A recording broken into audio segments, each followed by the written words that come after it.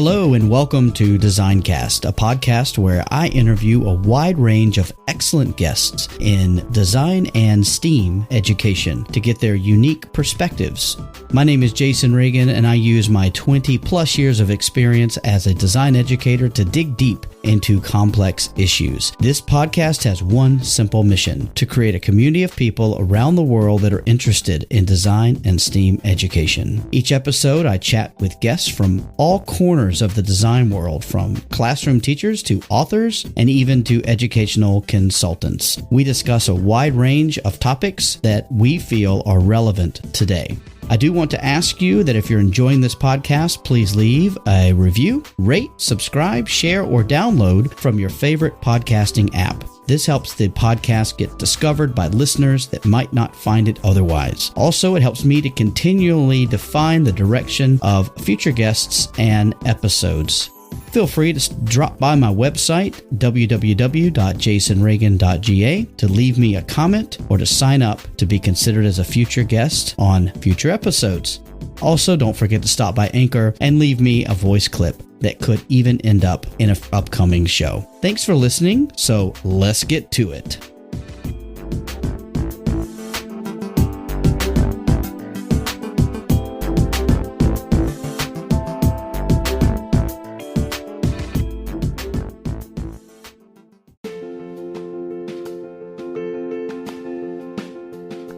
It was such a pleasure to have Ms. Lenny Dutton as my guest for this episode of DesignCast. Lenny is the MYP coordinator at the International School of Stuttgart in Germany. She has a wildly successful blog and website at www.excitededucator.com. This is actually the second time that Lenny Dutton has been on DesignCast. She's considered a leader in the MYP design world, and her resources are used in hundreds of schools around the world. We have an awesome chat talking about what she's been doing over the last 12 months, her new books that are due out really soon, and her recent motherhood. Be sure to check out the books that she recommends as they are listed in the Goodreads DesignCast collection, and that link is in the show notes. So I am really confident that you're going to enjoy this discussion. Sit back, relax, enjoy this chat with the Excited Educator, Lenny Dutton. This podcast is a proud member of the Teach Better Podcast Network. Better today, better tomorrow, and the podcast to get you there. Explore more podcasts at www.teachbetterpodcastnetwork.com. Now let's get on to the episode.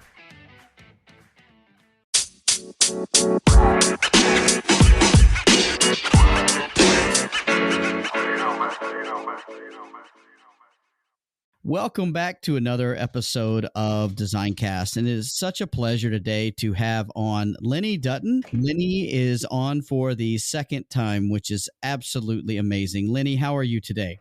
I am really good. I'm wide awake despite having a 10-week-old baby, and I'm happy to be talking with you today. Yeah, Lenny, this is all part of the update, because we spoke, I was just saying, about a year ago, we were talking, and it was when the pandemic was just kind of hitting everywhere. And it's really interesting to maybe compare where we were then to where we are now. So what have you been up to in the last year? So I guess last time we spoke, firstly, I remember I just had got new braces and they were making me kind of gag a bit, but actually it turned out I was gagging because I was pregnant. So I had no idea. I was about a month pregnant when we were speaking last time. And I was teaching full time. I was running IB Educator Chat. I was writing my 2 books. I was doing some PD for a really cool company called Hire. I was very, very busy, but at the time I was exhausted and I had no understanding that's because I was pregnant. So, and now I am on maternity leave. I'll be on maternity leave till June. I might extend it. I've just finished the second book, so the books will be out in May and August.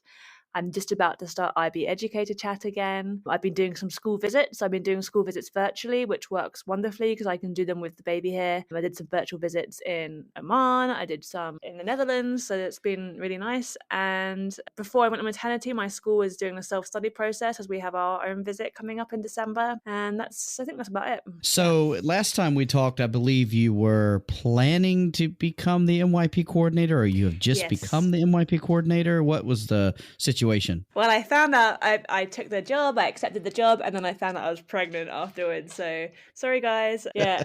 So I was there obviously as MIP coordinator from August till December when I went on maternity. And now they are covering my role, but they don't have someone covering fully as the MIP coordinator. They have someone taking on the role of working on the self-study, someone's working on ATLs, someone's doing personal project, and then the previous MIP coordinator before I became it, he was the MIP coordinator and vice principal. Now he's just a vice principal, but he's picked up e-assessments and personal projects. So they're kind of running things split around a few different people. Germany is very good at protecting people's working rights. So like the fact that I'm on maternity, I can't work. They delete my password. I don't know how to get into my emails. So I kind of had to give that baby over to other people. But people have been texting me for advice or questions for this self-study. So yeah, I'm still the MYP coordinator, but obviously I'm away from the school, away from my babies, away from that project at the moment. But I enjoyed So you're the first few telling months. me it took 5 people to do your job.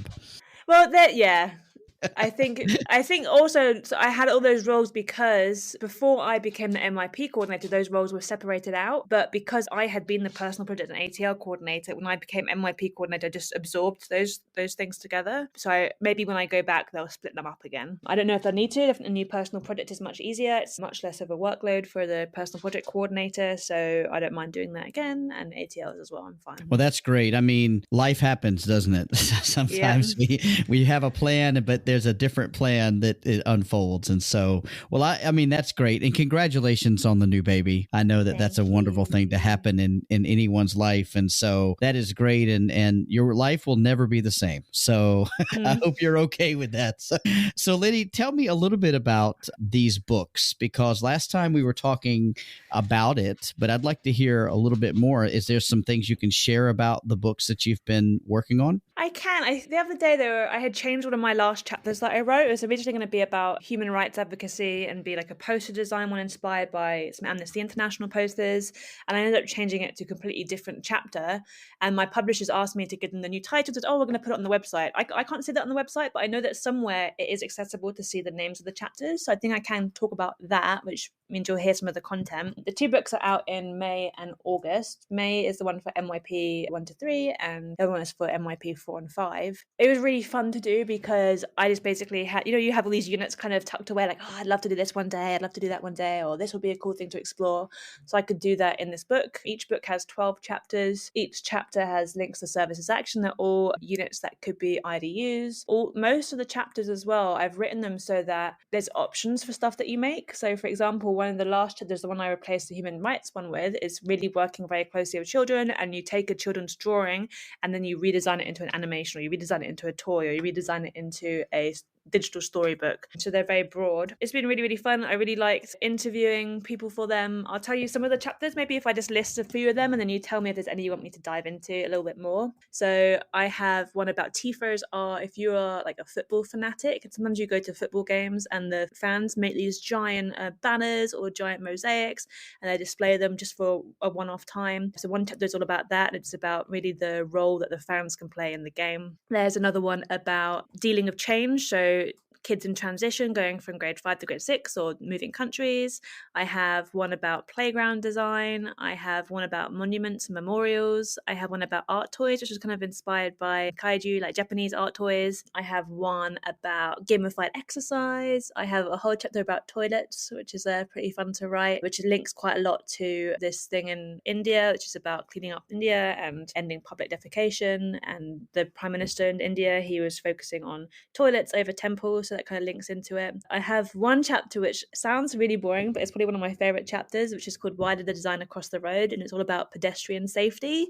So that sounds kind of dry, but it's kind of cool. Like there's all these little designs that I've seen throughout the years. Like one is when you're waiting to cross the road, you can play Pong, the game, on the thing with someone on the opposite side. Or I've seen another design that when you cross the road, before you cross, when you're waiting, you're smiling into this camera. And at the end, it gives you like a happiness rating. So all these kind of fun things like that. I have some kind of more traditional MYP ones. So I have one about designing visuals for the learning space to help student learning. So it might be designing IB learner profile posters, and another one about service promotion. So finding a service activity in your community, in your school, and promoting that. Yeah, it's been really, really fun. It was a lot of work, but I think a lot of the work was mostly procrastination that made it hard. Because I had, for every chapter, I would have like a template, and I'd have all the strands written down, and I'd drop in all the activities I wanted to do, and I'd drop in like the existing products I wanted to analyze and stuff like that. It was actually just putting it together into like a book format that took longer, and definitely procrastinating during pregnancy because I was so tired. But yeah, I'm really excited for them to be out.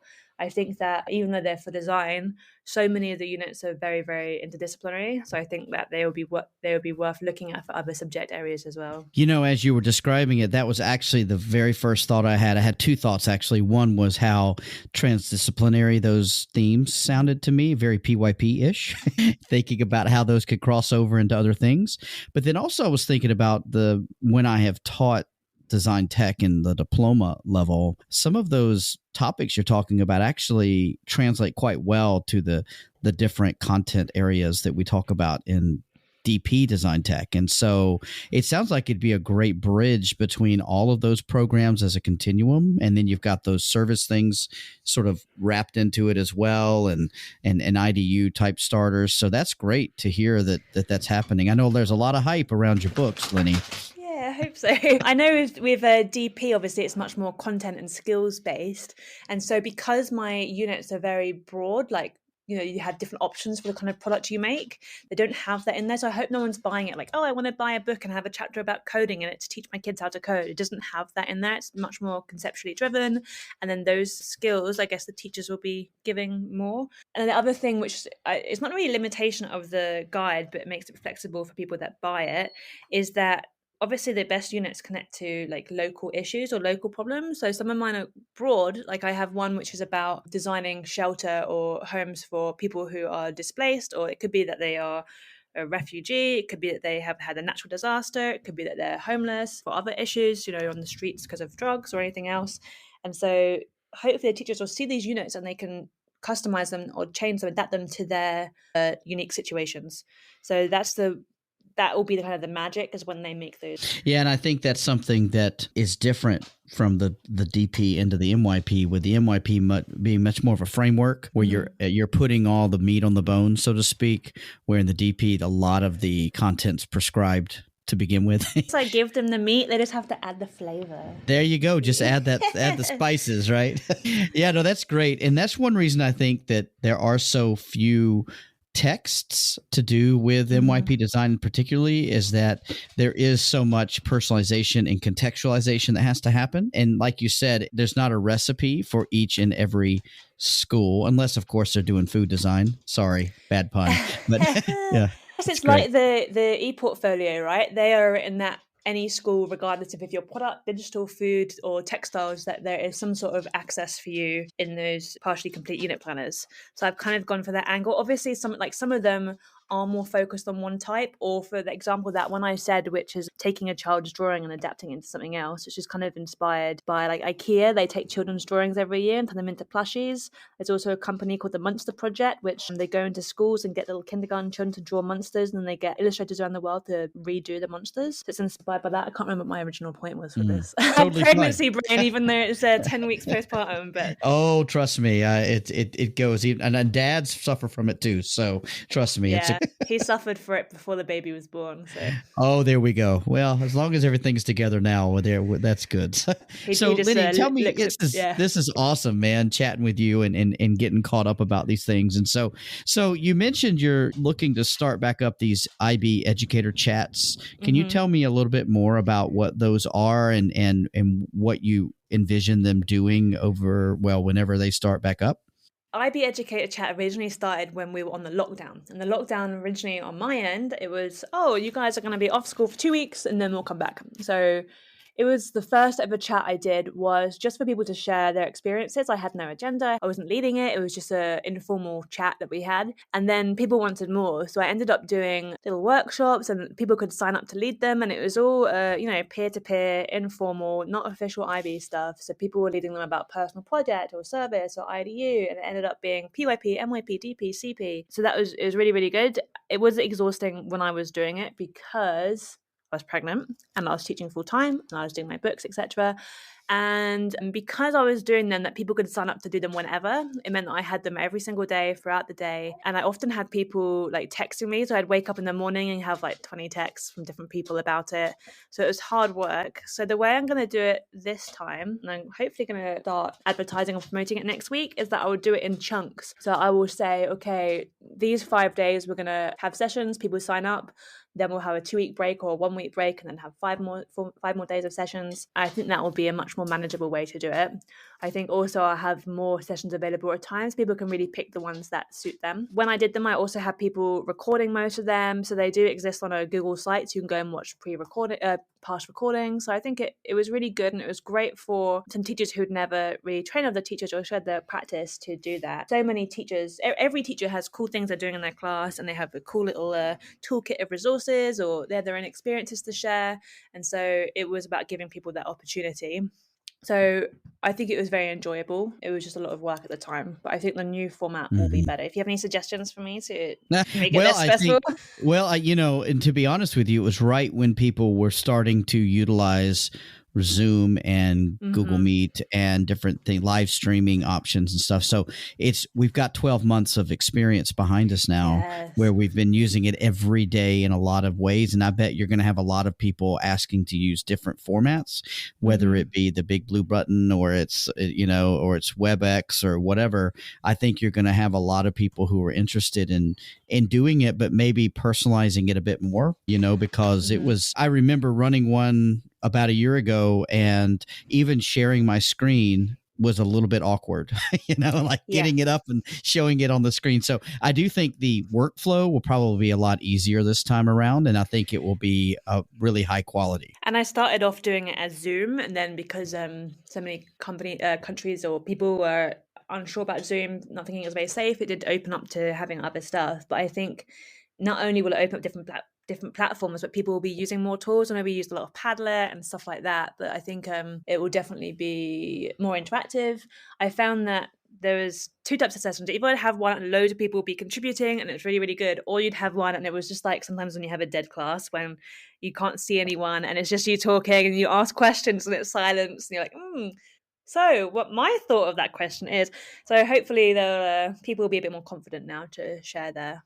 Well, and everyone's getting better at being participatory from 12,000 miles away. I mean, I think that, and you're right, there's always a handful of people who are very, very keen and very willing to help and to, sort of be interactive. And maybe when you're doing this, maybe there's some things that people want to run more as a webinar where they're sharing information versus it be more of a roundtable type thing. So, I mean, and that feature is available now, which it wasn't 12 months ago, being able to run something kind of like that. So yeah, I'm really excited. I'm sure it will be great. I think whatever you do, as always, Lenny, it will be great, because I will tell you that people all the time are quoting you and talking about how useful your stuff is. And so, Thanks. It's great that you're so active in the community, and I know that everyone appreciates it. So thank you for that. That's understandable. That's completely understandable. Your stuff though is on your website, and it's evergreen, right? Like it's going to always be there, and it's as relevant as it possibly can be for any kind of time that I know before the baby came, you had a lot of stuff that you kept updating throughout, but you have so much stuff up there that's so rich. I think people are very, very appreciative of anything at this point that's out there. I'm just starting to get itchy again. So now I have lots of little ideas. Even though I'm not in the classroom, I have some ideas for some resources I want to make and share on there soon. So there will be updates, especially now that baby's a bit easier. And it will only get easier until you have 2 or 3 more. But that's the case. But yeah, it will get easier. But they're great. Kids are great. And teaching your own kids is even more fun. So, it is definitely cool. So tell me, where do you go next? What's the next thing that happens? So your books are pretty much done and dusted, and now it's just a matter of kind of promoting them and answering questions and whatnot. What do you do next though? What's kind of the future for you, Lenny? I hope at some point they ask me to do an extra book, because I have all these little chapters already that I have in my head for going forward. I guess for me, enjoy maternity as much as I can. And then when I go back, we've got our visit, and then just try and improve the MIP program at our school. I will continue doing little projects. I'm really enjoying doing school visits at the moment, doing them virtually. When I first did them, I thought, oh, it's not going to be able to see the school. It's going to be weird. Like they're going to be able to kind of hide stuff. But actually doing the virtual school visits has been really interesting. I found them just as rewarding as going to a school on site, and I found them super informative, so I'll continue doing that. I'm doing a few different pieces for ManageBack, a few different pieces for the IB. At the moment, the IB, I think you're involved in this as well. They have a base camp online, like a forum to share ideas as they will be developing and improving the guide. So I'm involved in that as well. So lots of little things. I feel like there's a lot less stress for me now. I think having the deadline date looming for the 2 books kind of meant that there was kind of a low level amount of stress for me at the time. But now that I'm just kind of doing projects as I want, I feel much happier and freer. Deadlines are great because it does push you to finish. Because if not, you would never finish, right? So I'm someone who likes to be like punctual. Like if I'm like running 2 minutes late, I'm like texting someone, I'm gonna be 2 minutes late. So having that deadline, even though I know that the publishers would have been flexible and would have changed, it really helped me. And it just reminded me of personal project, right? Students doing their first ever long-term project, and they really worked to those deadlines. So I had to give myself many deadlines throughout to kind of motivate, definitely. You're so disciplined, Lenny. I don't think I'm nearly as disciplined. I'm not cut out for that kind of stuff. So that's great. Okay. So I have a couple more questions for you, Lenny. I know that you're busy. I know you got the baby to think about, but what are you most excited about moving forward? So think about, as you get, I know you said you want to improve the MYP at your school and whatnot, but as things open up and we enter a post-COVID situation, what are you really excited about? So there's loads of things that I'm super excited about. Obviously enjoying my maternity leave, but I'm really excited for my books to come out. It's also a bit nerve-wracking because, units you're able to change every single year, and also you adapt them to your particular cohort or a particular context. Obviously with published chapters, I don't get that chance to adapt and improve the units, but hopefully people will adapt them for their own schools, adapt them for their own situations. And I'm really excited about IB Educator Chat. I have interest from people running them from Greece, Egypt, India, all over, and hopefully you'll do one about the CP. Other things I'm excited about, there's a company called Boomwriter who I've used in the past, and their product, basically you log in and your kids log in, you give them a starter chapter to a book or story. Each kid then writes a second chapter, and then you close the writing time. Students then vote, and their favourite chapter of the class becomes the second chapter of the book, and you keep doing it till you finish the book. Now, I know that Boomwriter are doing like a big writing thing with like Jeff Kinney, who did Wimpy Kid and a few other stuff, so that's pretty cool. Even though I don't teach Lang and Lit, I think it's really interesting to see what comes out of that. I'm also having a baby makes you super reflective, so I'm excited about him being in the PYP in a few years' time and knowing more about that. I'm excited about maybe the different countries we'll take him to and move to. So, of course, as always, being an Excited Educator, I'm just giddy about everything. But yeah, there's lots of things happening soon. Toddle are doing a bunch of PD stuff soon. I'm doing a keynote speech for them, but also they're going to have more of a PD platform available, which any teacher can sign up, regardless of if your school has Toddle or not. So that's pretty cool. And I'm excited about the new personal project. I want to see how students deal with the new criteria, the kind of products that come out of that. So there's loads of cool things on the horizon. That's great that you've been involved with them and that you're going to be doing some more with that. I'm anxious to hear all about that. And I will tell you that, again, your name is very, very well known. And so pretty much anyone I ever talk to about MYP design, they all ask about you. So that's pretty exciting. It's always funny when I hear this, or like when I go to a school and they have my posters on the wall or something, because I just think I'm like some bumbling nerd with like wonky teeth who like stumbles over their words. I forget. Like this is the thing. I think that it's just that I'm sharing my stuff, right? Like none of my stuff is perfect. Everything that I share online, my units, my resources could be improved, just as our units can all be improved, right? So I don't think anything I'm doing is particularly innovative or inspired. It's just the fact that I'm actually sharing it out there. So I hope that more people do start sharing their resources more. I have noticed an uptake in that in the past 12 months. People are actually opening up. They're opening it up a lot more and hopefully sharing. And, I think people have been respectful of that. I don't think anyone is going and then trying to pass it off as their own work or anything like that. And I think that's the biggest fear people have, is that people will take it and then pass it off as their own, or they put it out there and then people say, oh, this is terrible. So there's like a self-esteem thing too. Yeah, people get imposter syndrome, right? People are so like, oh, I'm an expert at this particular to feel. Like I'm an expert in chemistry, and so they're scared. Like it's when you do like IDUs, teachers are scared to collaborate with a teacher of another subject because they feel there might be a weakness, or they're scared for lesson observations or for IB inspections because they're so worried that they're going to have a flaw. Like no one's perfect. Everyone should be improving. So I think people just need to let go of that fear, and then it's okay. This is one of my fears of the book, actually, because, normally every year when I have a unit, I improve that unit the next year, or I have my reflections, something didn't work, something. I can't do that with the book. I have my chapters and I put them out in the world and they're there. So I don't get that kind of reflection. Sure. To improve Well, but you'll get the reflection of everyone using it. So that's great.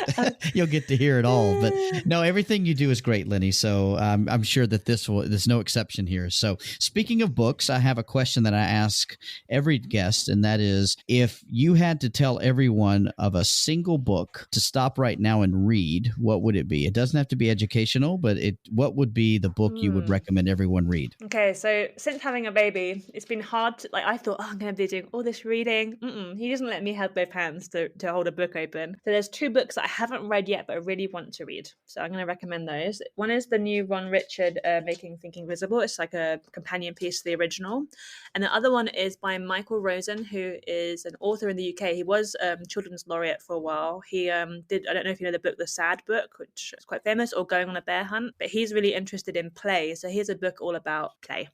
And I bought that at an exhibition in London at the Wellcome Collection, which had an exhibition also about play. So that's on the top of my reading list as well. My problem is I just end up reading true crime articles online. And I feel like my attention span is not so good for a book at the moment, but those are my 2 that I'm going to read next. So the Michael Rosen book and the Ron Richard book. Fantastic. And just a reminder to everyone listening, I have a Goodreads shelf that I put all of these in. And so please go back and have a look. And it's what everyone's recommended, all the different books. And it's such an interesting array of what people recommend. It's really fantastic. So Lenny, if people want to get in touch with you, what's the best way to do that? Best way is on Twitter, which is just Lenny Dutton, or through my blog, Excited Educator. And if they have my WhatsApp, they can WhatsApp me if they need to. I'm also on LinkedIn. I'm trying to do more on LinkedIn now, just even though I'm not looking to move again, as I said yet, just trying to make sure my LinkedIn has stuff on there. So also LinkedIn, I think my name on there is just Lenny Dutton, which you can search for. Yep. And I'll make sure to include those in the show notes as well, so that anyone who wants to reach out, they can. I think most people know how to get in touch with you, but there may be 1 or 2 who have not been able to connect with you. So this way they can do that. That sounds great. So Lenny, I know that it's a busy time for you. I tell your husband we appreciate him taking care of the baby while we're talking. It's really awesome. Oh, fantastic. Hey, we can keep talking then, right? Lenny, no, this has been great. It's been so great to catch up with you. I'm really, really excited about those books. And I know that they're going to be a big hit. And I am just excited about the educator chats. I mean, please let me know what I can do to help. And as always, it's been so great to chat with you. Thanks for having me.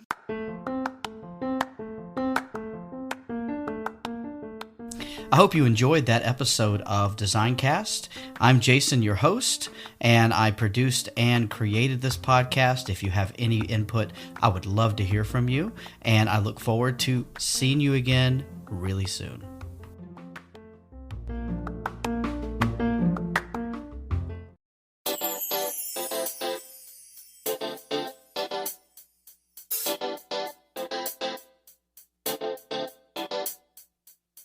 I am so excited to announce the launch of a new podcast network called DNA Podcast Network. The Design Network Alliance, or DNA, was founded by Ivo Hanan and myself as a result of DesignCast number 16. We talked all about the need to connect design educators globally. DNA is a collective group of like-minded design educators from around the world. We have one simple mission: to connect design and STEAM educators with each other and with designers that want to make a difference in design education to make it better for future generations. The DNA Podcast Network is a hub for podcasts that cover the topics around design and technology, design thinking, STEAM, and STEM education. If you are interested in hearing more great content, head over to www.dnapodcastnetwork.ga today. Click on the thumbnail of the podcast that you want to hear and enjoy.